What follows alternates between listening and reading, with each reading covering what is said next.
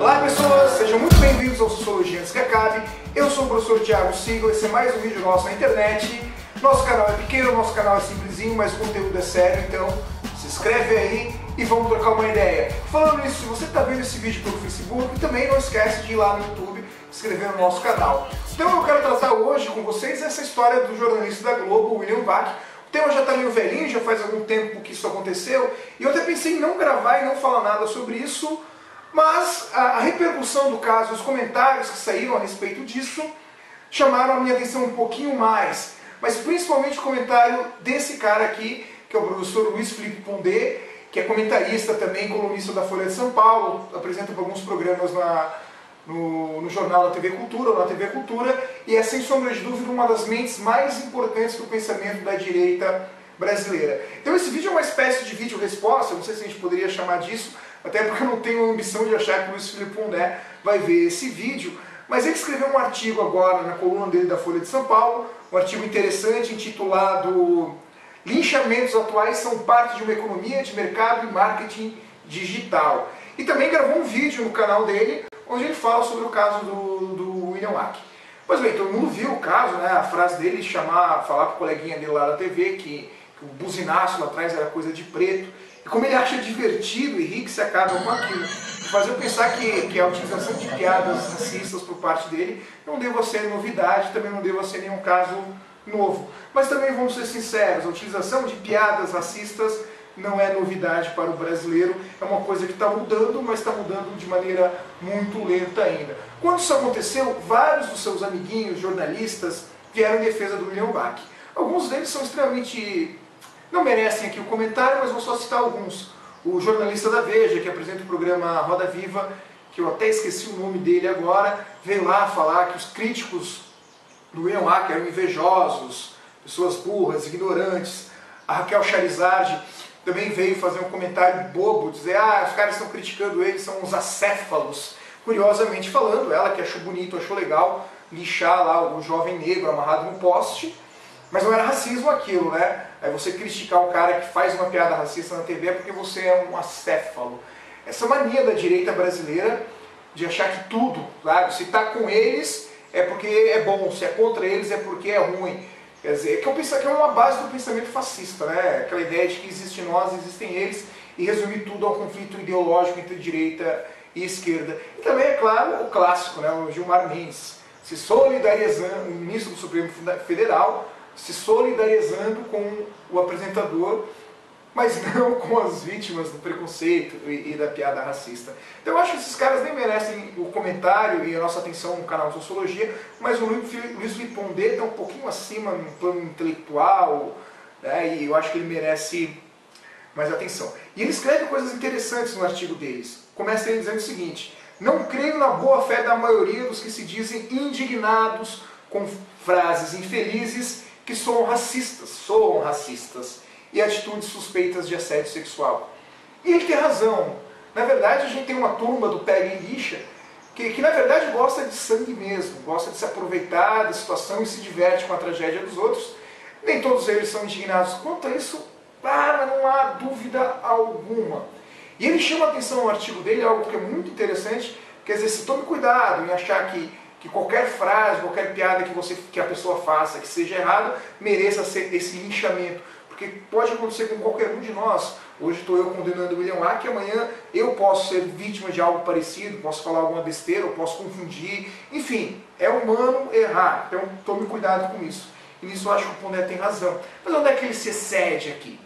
Ao dizer o seguinte: o que move a maioria esmagadora dos indignados nas redes sociais e fora delas é o gosto de sangue. Concordo plenamente com ele. Não há nenhum senso de justiça ultrajado aqui, mas sim o mero gosto da humilhação das vítimas.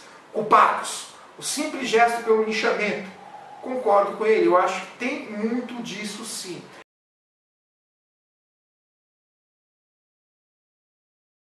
Mas onde é que ele começa a chutar o balde, e onde é que merece a nossa atenção aqui, e dizer, peraí que não é bem assim, você está fazendo a mesma coisa que a Charizard, apesar de você estar intelectualmente num nível muito acima dela. Escreve ele no parágrafo de baixo.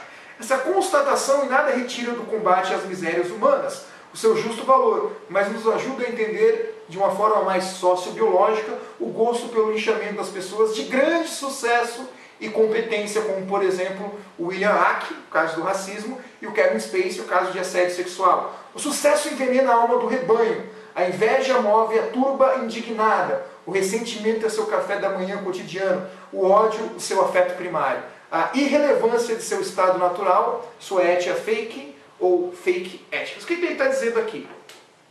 Basicamente que ele faz uma análise bastante parecida com aquilo que escreve Nietzsche sobre o conceito de vontade de potência e sobre a moral do rebanho, como aqueles que não conseguem se impor, não conseguem viver as suas próprias vidas, costumam se entregar a discursos fáceis, a discursos moralistas, aquilo que o Nietzsche chama de moral do rebanho. E aí ele vai ver aqueles que estão criticando o William Hack por racismo como irrelevantes, como uma espécie de inveja. Como se a inveja, diante da genialidade do artista ou da genialidade do repórter, movesse as pessoas que se tornaram indignadas com ele. Isso é uma besteira tão grande, porque não se trata de inveja você ficar indignado com um ato de racismo, não se trata de inveja você ficar indignado com um ato de assédio sexual. Ou suposto assédio sexual, ou suposto racismo. A indignação em relação a esse tipo de coisa, ela é bastante relevante, bastante importante, não pode ser reduzido a um simples ato de inveja. Isso acaba tornando, embora o Pondé de uma maneira mais refinada, vai buscar lá em Nietzsche a sua análise, mas torna muito parecido com o que uma tosca como a Raquel Sherazade faz, em achar que tudo se reduz a uma mera e simples questão de direita e esquerda, ou de inveja em relação ao sucesso do William Hack. E depois ele vai dizer que o William Hack é um dos jornalistas mais geniais da geração dele. Sério, o William Hack não tem nada de tão especial, tem milhares, talvez milhões, exagerei, eu sei, de jornalistas mais competentes, que às vezes não chegaram no cargo do William Hack por uma série de outros fatores. Não é necessariamente a competência que vai estar lá, mas as ligações políticas do William Hack são bastante relevantes. A gente vê, por exemplo, que ele aparece nos eventos do MBL, ele aparece nos eventos da Atlas Network, como foi bem representado pelo artigo da professora Kátia, que eu vou deixar linkado aqui. Então eu acho que muito menos o talento que coloca o William Hack onde é que ele está, e muito mais as ligações políticas. E é justamente as ligações políticas e ideológicas que também aproximam o Pondé do Hack, já que o Pondé participa desses mesmos grupos, frequenta esses mesmos eventos e está dentro dessa mesma concepção ideológica de mundo. Então eu acho, Pondé, vamos com calma, não se trata de inveja, de ressentimento aqui, você se colocar contra atitudes racistas.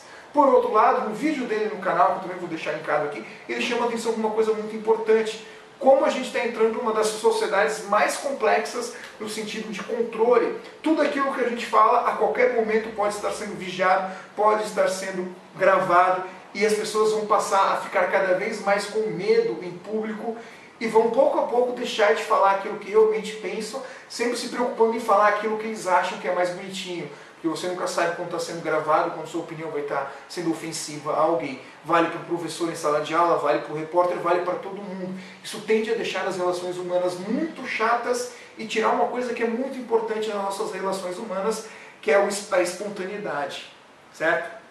A espontaneidade tende a acabar com o advento dessas formas de vigilância eletrônica, celulares, as câmeras e assim por diante. Então, o caso do William Hack é relevante para a gente pensar isso, né? Pensar como os meios de comunicação podem esmagar as pessoas e como esse sentimento de estar sendo controlado, filmado o tempo inteiro, vai controlar as nossas atitudes e tirar todo o caráter espontâneo das relações humanas. Mas disso para dizer que as pessoas que criticam o ato racista do William Hack são invejosos, mesquinhos, sem talentos, mas é um exagero muito grande. Pois bem, pessoas, é isso.